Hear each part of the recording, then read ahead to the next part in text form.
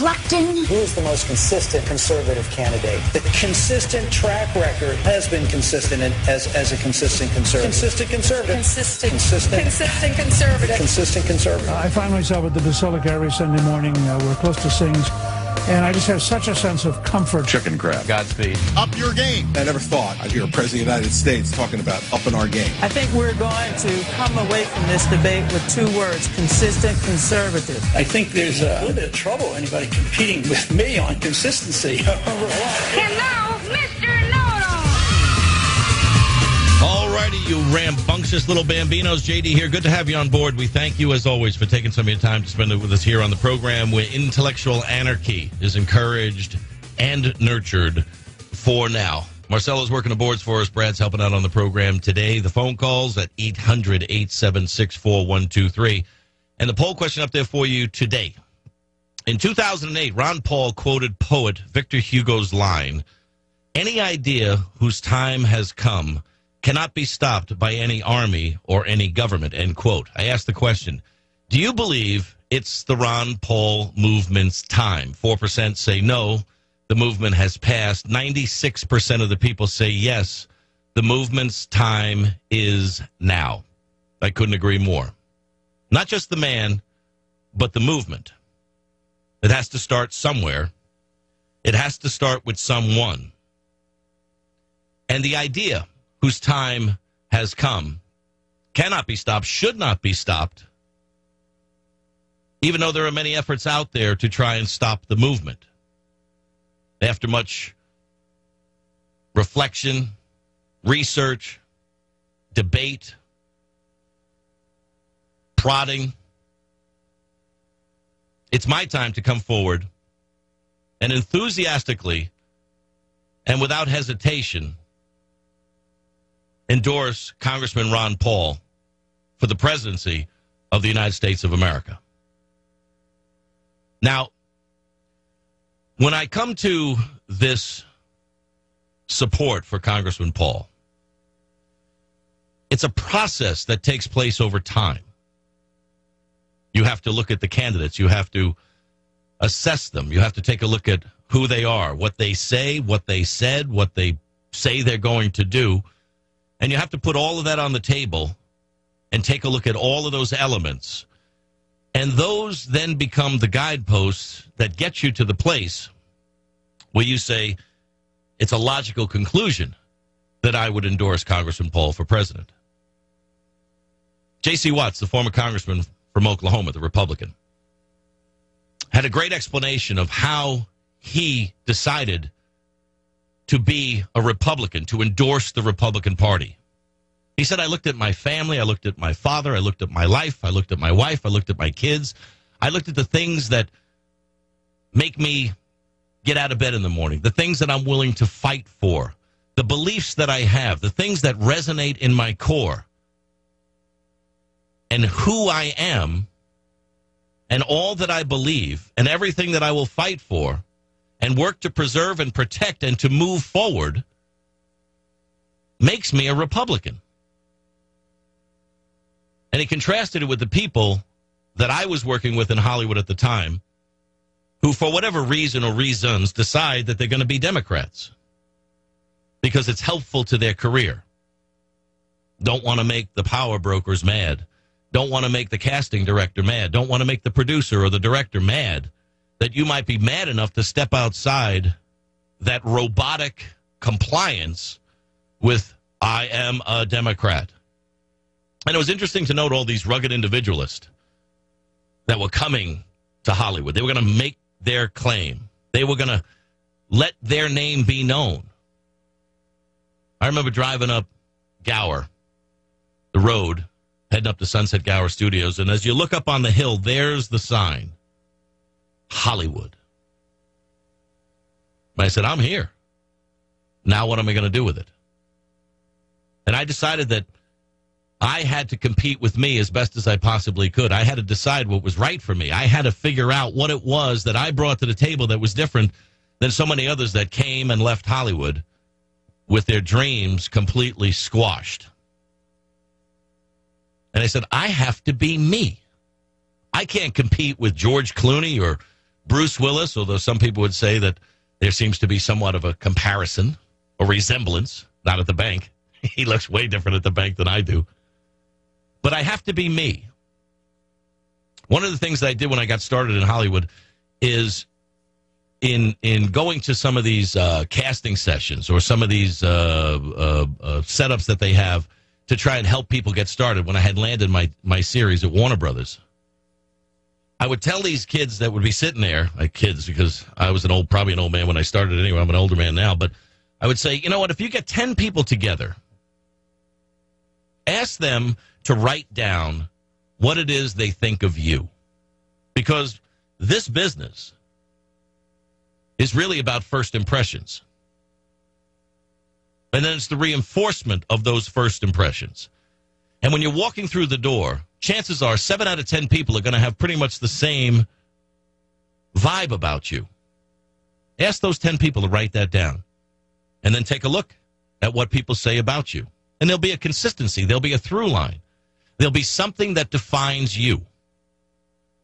If you like what they say, go with it. If you don't, change it. But what I saw was those people start to change to become something other than they were so that they could get along. And most of the people who changed to get along didn't get ahead. One of the things that I didn't change when I became an actor, and success could be however you describe it. I think being a national voiceover guy and being on the cover of TV Guide and having a series at Warner Brothers, Emmy-winning, I think that's kind of a good run. But I was always true to me. I was playing the best me that I could, although I have probably 110 episodes that some people would question whether or not I was able to pull that off or not. But I stayed true to me. And it happened to come along in 2000 that there was no Republican that was going to challenge the incumbent Democrat, Brad Sherman. And I said, I have to do that. I have to throw my hat in the ring. I was working on a movie in San Luis Obispo, and I said to the director, I need a couple of days off so I can go down and register to run for Congress. And he goes, we have a schedule. We can't do that. What, are you kidding me? I said, no, really, this is something I have to do. And PJ said to me, really that important? I go, yeah, it's really that important. So he gets back to me and he says, okay, we made a couple of schedule changes. Can you just get down for the day and come back the next night? And I said, I can do that. And as I'm walking out of his office, he says, you're a Democrat, right? I go, no, I'm a Republican. It didn't sit well with him. And it didn't sit well with the people in Hollywood that said, wait a minute, you're a Republican? You can't be a Republican. I said, why can't I be a Republican? They said, because I like you. And I was supposed to change my politics because it was more advantageous to me as a career. And after I ran for Congress, walked away from a good-paying job,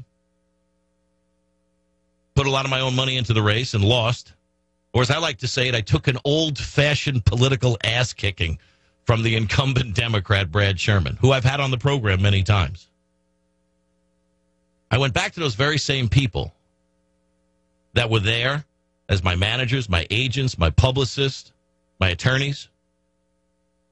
And as I went back to them, they were looking at me like there was something wrong with me. I was still the same guy that was on the cover of TV Guide. I was still the same guy that was on the cover of Entertainment. I was still the same guy that was on Access Hollywood. And I was still the same guy. But I dared to come out as a Republican in Hollywood. And it wasn't that I was on some official blacklist. It just became the land of the long, slow no. And I saw the handwriting on the wall. And I realized that my time in Hollywood had come and gone. So in a certain way, the industry, Hollywood, lost me. But I didn't lose me. I kept me. And I realized that I didn't fit there. Staying true to what it is that you have with your core beliefs. And I believe that the way this country is going, has been going, is not going well.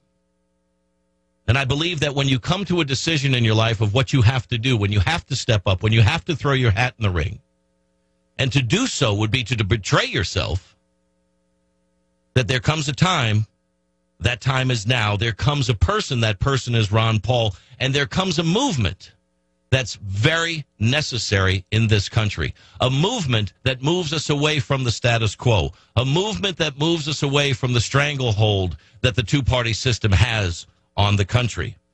A movement that moves us in a new direction. And it's not just the man, it's the movement. It's a movement that incorporates Republicans and Democrats and independents and Tea Party and Occupy Wall Street. It incorporates people that are tired of seeing the system being gamed. It incorporates people that just say, this isn't the way it's supposed to be. And it's time for people to say enough. It's time for people to move in a new direction. And that's why I moved in the direction of endorsing Congressman Ron Paul for the presidency of the United States of America. This is a very crucial time for our country. This is a very important moment. The Republicans will say it's important because it's the determination of what the Republican Party is going to be going forward. Is it going to be the Republican elites? Is it going to be the establishment? Is it going to be the professional politicians? Or is it going to be the Tea Party? Well, we know that there's a battle going on there. The Democrats say, well, you can't rely on the Republicans to do anything because when they had the power, they didn't do anything with the power. And look where we are today. And the Democrats aren't going to do anything with it either. But there has to come a time where we recognize that we're fooling ourselves into thinking that by repeating the same process over and over of hitting the ball back and forth over the net to make it look like a tennis match is going on, at some point it gets stale, it gets tired. And I would have to think that if you take a look at the statistics, if you look at the data, if you look at the debt and the deficits and the generational bankruptcy, if you look at the collusion and the political patronage, if you look at all of those as something that's working to your detriment, that you no longer want to be a pawn on the chessboard, that you're no longer a data point, that you're no longer a tax-paying unit, as you are referred to by the former Treasury Secretary Henry Paulson, then it is time for you to take an assessment of where we are, who you are, and whether or not you're willing to be a part of a movement that just might do something to put this country back on the right track.